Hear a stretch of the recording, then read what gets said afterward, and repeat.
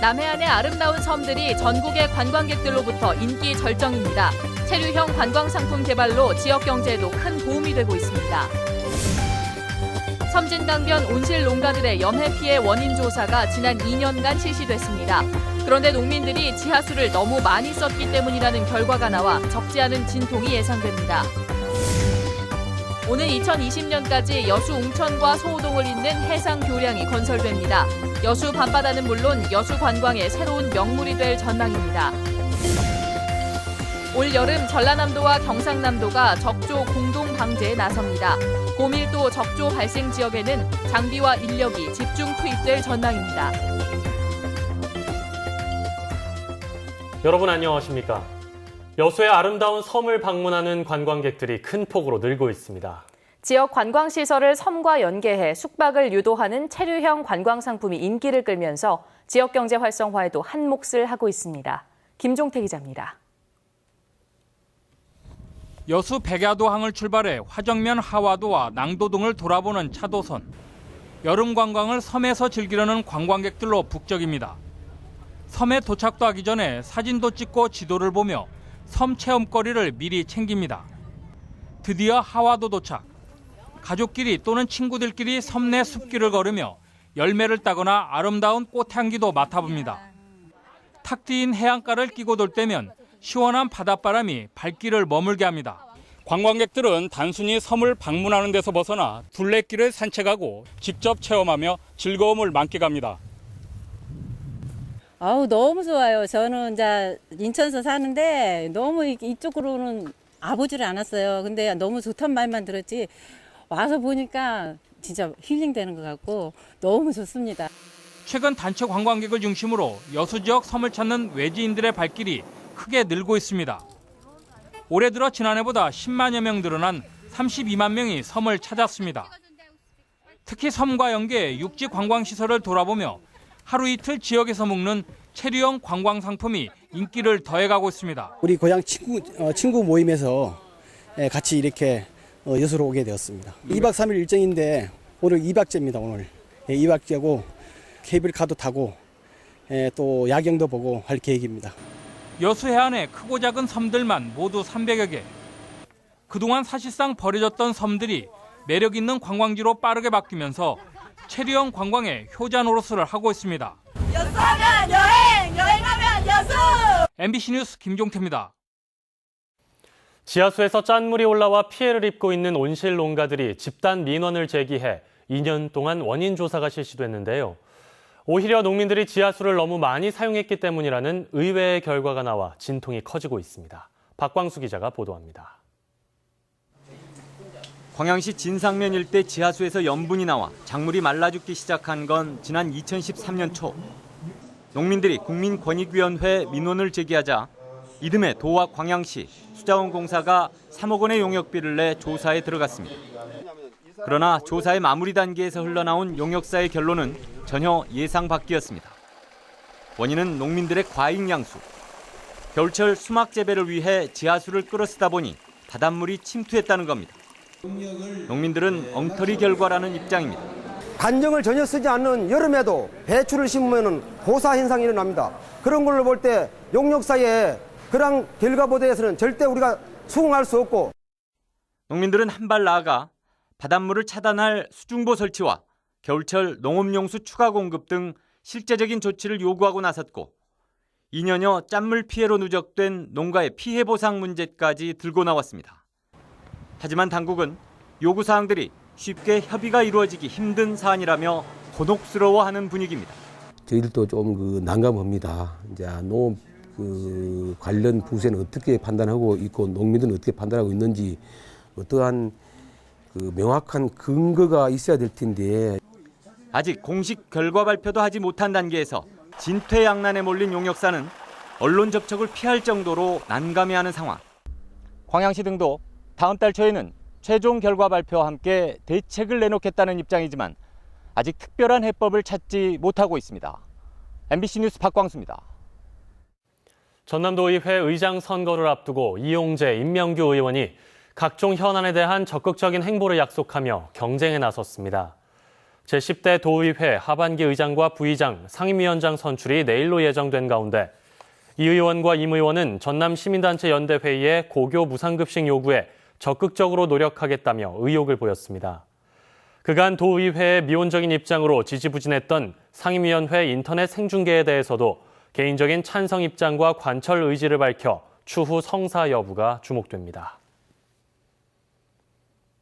더불어민주당이 광주시당과 전남도당 위원장 선출 일정을 8월 중순으로 확정했습니다.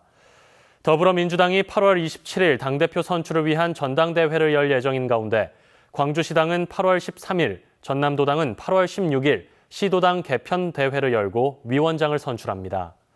전국 시도당 위원장 가운데 권혁별 대표가 최고위원에 임명될 예정이어서 광주와 전남, 전북 시도위원장 경쟁이 치열할 것으로 예상됩니다. 여수 웅천지구의 교통난을 해소하기 위해 바다를 가로지르는 해상교량이 건설됩니다.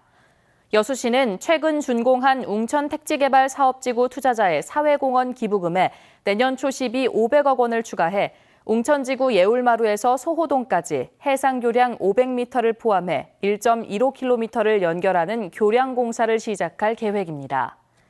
예정대로 오는 2020년에 이 해상교량이 들어서면 웅천 택지 준공에 따른 주변 시가지 교통체증 해소는 물론 다리의 야간 조명 설치로 여수 지역의 또 하나의 관광 명물이 될 것으로 기대됩니다.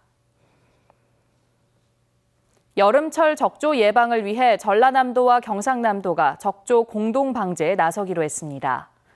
전라남도는 최근 해양수산부, 경상남도와 함께 해당 시군이나 기관에서 보유하거나 임차하고 있는 9척의 황토 살포선과 살포기 16기, 적조 방제용 바지선 26척 등을 상호 독립적으로 사용하거나 지원하기로 했습니다.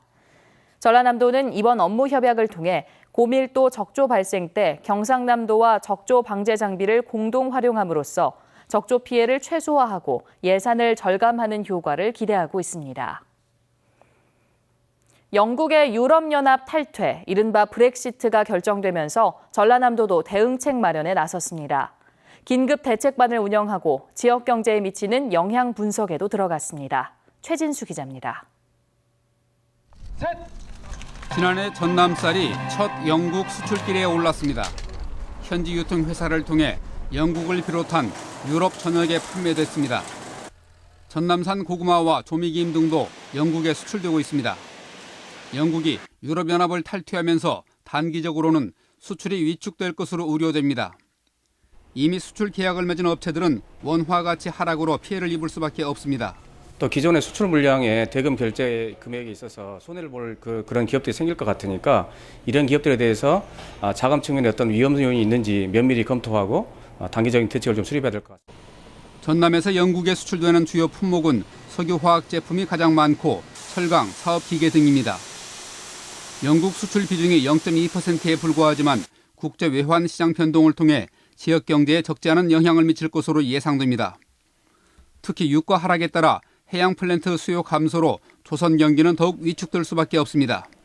이에 따라 전라남도는 수출 동향 분석과 중소기업 지원 등 5개 반으로 구성된 긴급 대책반을 운영하기로 했습니다. 브렉시트 확정에 따른 긴급 대책반 운영을 통해 정부와 유관기관과의 협조 체제를 유지하고 상황에 대응토록 하겠습니다. 또 분야별 전문가, 자문단을 구성하는 등 광주전남연구원에 브렉시트가 지역경제에 미치는 영향 분석을 요청했습니다. MBC 뉴스 최진수입니다. 여수 묘도 지역에 들어서는 녹색산업단지 조성과 관련해 개발업체가 여수시에 공익기금을 기부하기로 했습니다. 여수시는 오늘 묘도 녹색산업단지를 조성하고 있는 주식회사 청안과 산단 조성이 완료된 뒤 분양대금의 2%인 12억 원의 금액이나 토지를 기부하는 이행약정을 체결했습니다. 묘도 녹색산단은 묘도동 36만여 제곱미터 부지에 기계 장비 제조업 단지와 조립 가공 물류 단지를 입주시킬 계획으로 모두 815억 원이 투입돼 조성되고 있습니다. 고흥군이 개발한 쓰레기 분리수거 차량이 행정자치부의 행정 생산성 향상 분야 최우수 사례에 선정됐습니다. 지난해 특허를 받은 고흥군의 분리수거 차량은 일반 쓰레기와 음식물 쓰레기를 함께 수거할 수 있는 장비로 인력과 예산을 절감했다는 평가를 받았습니다. 이와 함께 순천시는 버려진 나뭇가지를 우드칩으로 만들 수 있도록 장비와 인력을 지원해 민원 서비스 혁신 분야에서 동상을 받게 됐습니다. 지난주 아셈 문화장관 회의를 계기로 광주는 청년과 창조산업의 거점 역할을 할 수 있는 기회를 얻었습니다. 전반적으로 잘된 회의였다는 평가 속에 공동주최인 광주시와 문화부의 불협화음이 아쉬움으로 남았습니다. 박수인 기자입니다. 아시아와 유럽 나라들이 청년 창조산업 네트워크를 구축하기로 한 것. 이번 아셈 문화장관 회의의 가장 의미 있는 성과로 꼽힙니다. 청년들이 지니고 있는 문화와 기술, 디자인 등 개별적인 역량을 융합해 미래 창조산업 발전의 자산으로 활용하자는 게 이 사업의 취지입니다. 메디치 가문의 후원을 받은 많은 예술가와 학자들이 교류와 협력을 통해 이탈리아 르네상스를 열었던 이른바 메디치 효과를 창의 산업 분야에 적용해보자는 겁니다. 문화부는 올 하반기부터 아시아와 유럽 너댓 개 나라가 참여하는 시범 사업이 시작된다며 그 거점은 국립 아시아 문화전당이 될 것이라고 밝혔습니다. 아시아 문화전당이 앞으로 이제 그 컨텐츠를 이렇게 채워가고 하는 데에 그러한 인력들이 모이는 장소가 되고 커뮤니케이션의 중심이 된다. 그런 면에서 굉장히 의미가 큰 겁니다. 청년 창조산업 네트워크 말고도 또 하나의 성과물이 이번 회의에서 나올 뻔했습니다. 개최도시 시장인 윤장현 광주시장은 첫날 워크숍에서 창조기술 혁신도시 연대를 구성하자고 제안했습니다.